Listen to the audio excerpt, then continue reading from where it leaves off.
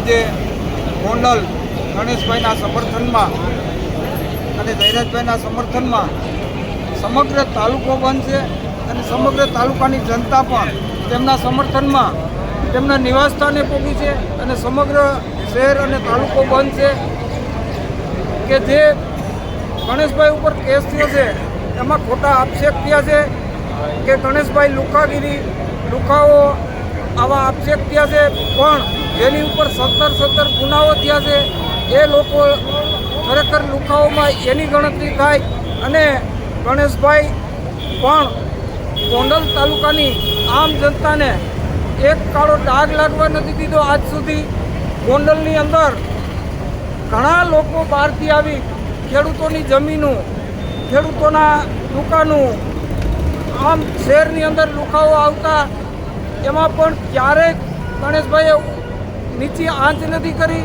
અને જે ખેડૂતોની જમીનો લખાવી હતી 1 રૂપિયો દીધા વગર પરત તેમના ખાતે પાછી કરાવી દીધી છે. અને આ ગોંડલની જનતા સમગ્ર તેમની સાથે છે. આજના 30 વર્ષના શાસનની અંદર ગોંડલની અંદર ન ભૂતો ન ભવિષ્ય આ તાલુકો લુખાઓનો ભરેલો તાલુકો હતો, એને બહાર કાઢી અને આ સજનતામાં લઈ આવ્યા છે. અને આ એક રાજુભાઈ સોલંકી જેવા માણસ જુનાગઢની અંદર આતંક મચાવે, 17 ગુનાઓ હોય જેની ઉપર, જેને મોટરસાઇકલ ભટકાડી પૈસા પડાવવાના ધંધા કરે અને ગણેશભાઈએ એની હારે તકરાર થઈ તો ગણેશભાઈ એમનો મેને કાંઈ ન કીધું હોય, આ લોકોએ કાંઈક એની હારે કાંઈક ને કાંઈક ચકમક ઝેરી હોય તો જ કીધું હોય, પણ એ લોકો એની ભૂલને સ્વીકારતા નથી હજી સુધી. અને પત્રકારો પણ એમને પૂછતા નથી કે તું ગણેશભાઈને તારે સમાધાન થઈ ગયું હતું તો રાતના 3 વાગ્યા સુધી તું શું કામ ન્યા ગણેશભાઈની રાહ જોઈને ઊભો હતો કે શું કામ ન્યા શહેરની અંદર ફરતો હતો.